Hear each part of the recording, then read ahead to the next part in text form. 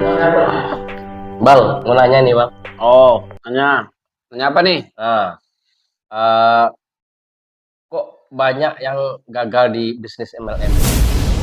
Gagal di bisnis MLM. Ah, ya. Sekarang begini bro,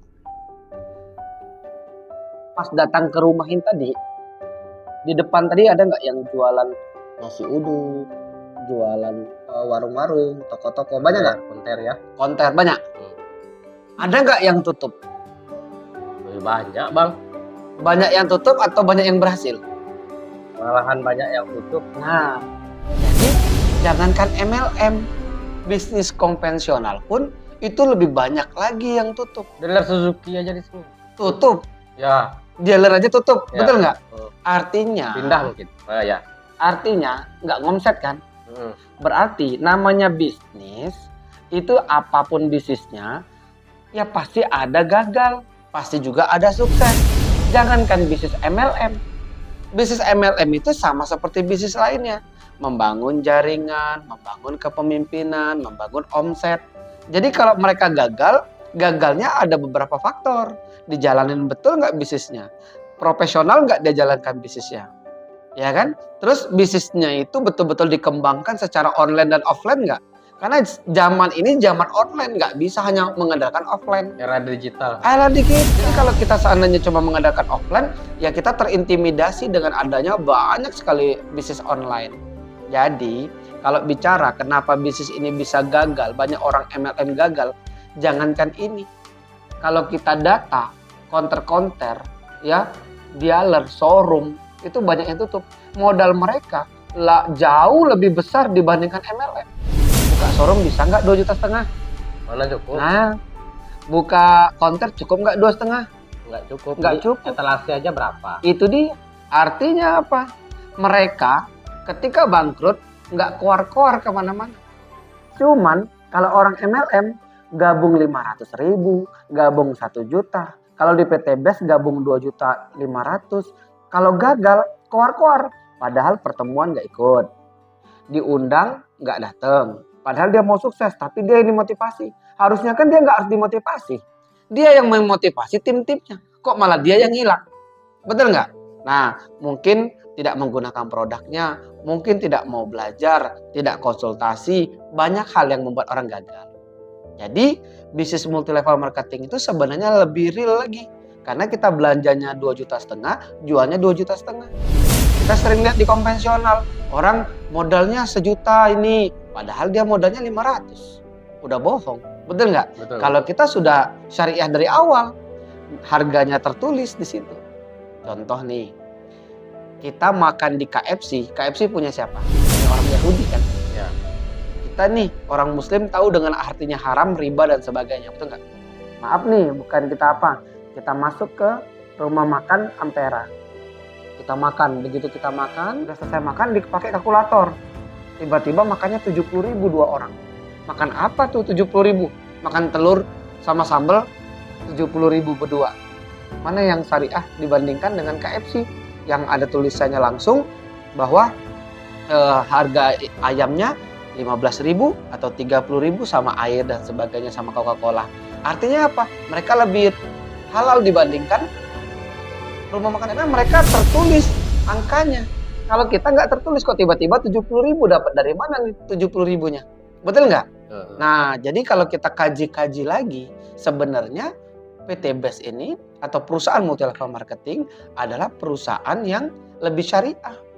Dari awal dia sudah kasih tahu harganya, keuntungannya berapa.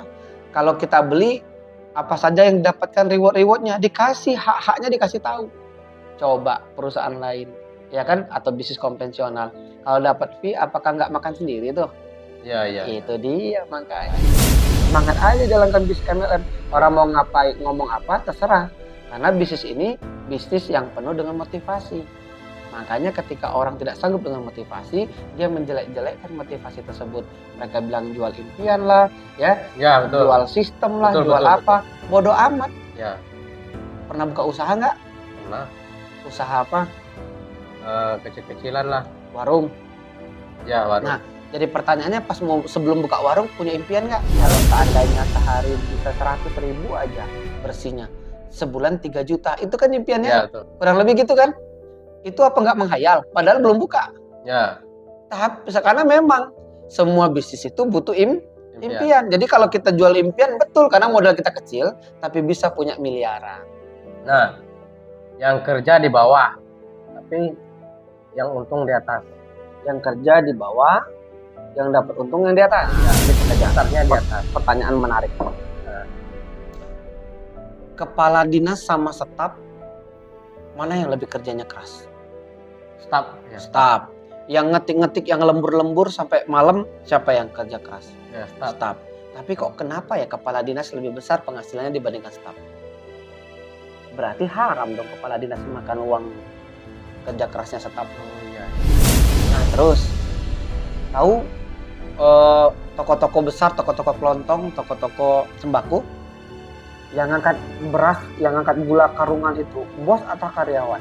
Karyawan lah. Yang masukin barang, ngeluarin barang tiap pagi, masukin lagi tiap malam, yang semua kerjain tuh karyawan atau bos? Karyawan. Nah, Tapi kenapa penghasilannya lebih besar bos? Kan karyawan kan orang di bawah, kerja untuk di atas. Berarti haram dong bosnya makan duit karyawan tadi. Harusnya kan bagi dua biar deal. enggak lah, yang punya modal kan bos, Bang. Yang punya modal bos, Nah, tapi yang kerja keras. karyawan. Nah, jadi pertanyaannya sederhana. Bisnis ini yang punya modal siapa? Bos.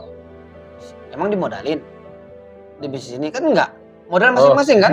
Ya, Betul ya. nggak? Modal masing-masing. Emang kita di sini punya karyawan? Enggak. Kan enggak. Damri di atasnya ada orang nggak? Ada. Ada. Besaran bonus yang di atas atau Damri yang bonusnya lebih besar? Siapa yang di atas Damri? Ada 4 orang di atas Damri itu. Ya, Sekarang nggak punya bonus. Damri lebih besar bonusnya. ya. Berarti Damri sukses duluan daripada yang di atas itu. Oh iya, betul. Karyawan yang ngangkat tadi bisa nggak lebih besar Dari bos. bosnya? Nggak Nggak bisa. Nah, artinya apa? Bisnis ini lebih real. Bukan siapa yang di atas, tapi siapa yang Kerja. bekerja. Masalah sukses atau tidak itu tergantung masing-masing. Damri punya modal bikin konter. Ada 10 orang buka konter. 9 ini bisa-bisa bangkrut. Damri yang sukses. Konsisten ya. Siapa yang konsisten? Oke, Bu? Siap. Siap, Bro? Siap. Ah, jalanin aja. Orang mau ngomong apa, memang mulut orang itu didesain untuk jatuhkan orang lain. Tapi nggak apa-apa, itu biasa. Ujian. Ujian. Orang, lu jadi miskin diomongin nggak? Ngomongin. Diomongin orang. Jadi kaya diomongin nggak? Ngomongin juga. Proses perjuangan menjadi orang kaya diomongin nggak? Ya, ngomongin semua. Malas-malasan diomongin nggak? Tambah parah.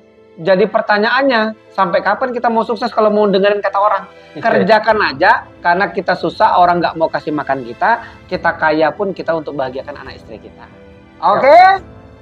Semangat aja bro, biarkan anjing menggonggong, kapirlah berlalu. Oke.